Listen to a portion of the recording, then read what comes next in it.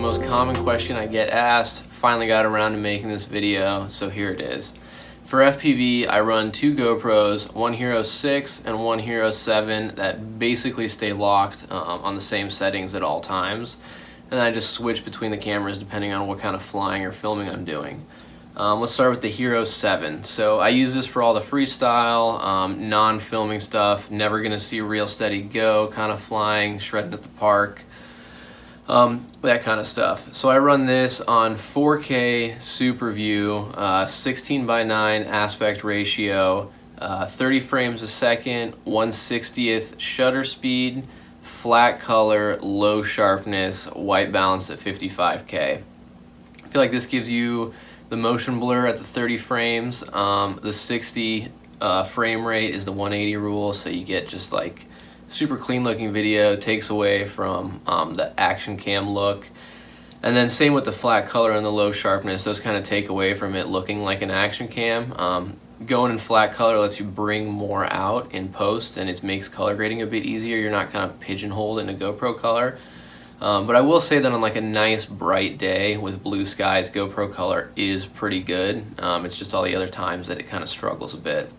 And then same thing with low sharpness, takes away from that action cam look, makes everything a little under sharpened, but you can again bring it back in post and fix it. And I'd rather have the ability to fix it and play with it a little than just have it locked in overcompensating.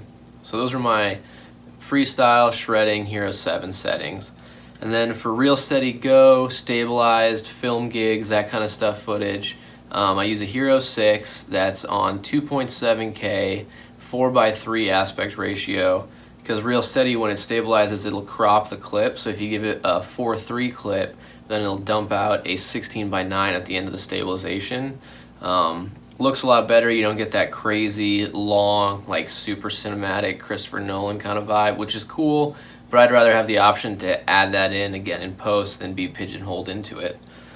This I run at 60 frames a second with a shutter speed of 1/20th, and 60 frames just lets me slow it down by half and still have buttery footage. If I'm filming like a mountain bike or something and I have this little 15-second clip, that's amazing, and I want to make it longer for an edit, I can slow it down by half. You can basically just make a clip longer, enjoy the moment a bit more.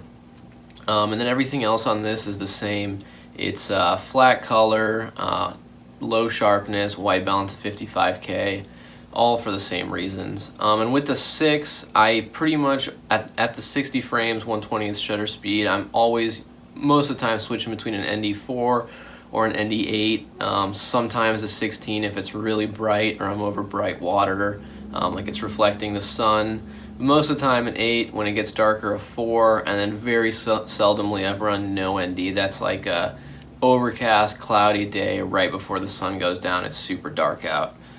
So mostly a 4 and 8 on this one. And then for freestyle, I usually go between an 8 and a 16. 16 middle of the day, 8 golden hour kind of time. Again, occasionally go down to a 4 if it's overcast and the sun's about to go down, super dark. And then I'll occasionally go to a 32 if I'm flying over snow or some water that's reflecting a lot of light. But 8 and 16 are the go-tos for this one. So I hope you guys enjoyed this. Hero 7 freestyle, Hero 6 cinematic editing. Don't forget you can get $5 off Real Steady Go with code FLYLIFE. And if you have any more questions, leave them in the comments below. But that's it. Those are my GoPro settings, and thanks for watching this. Peace.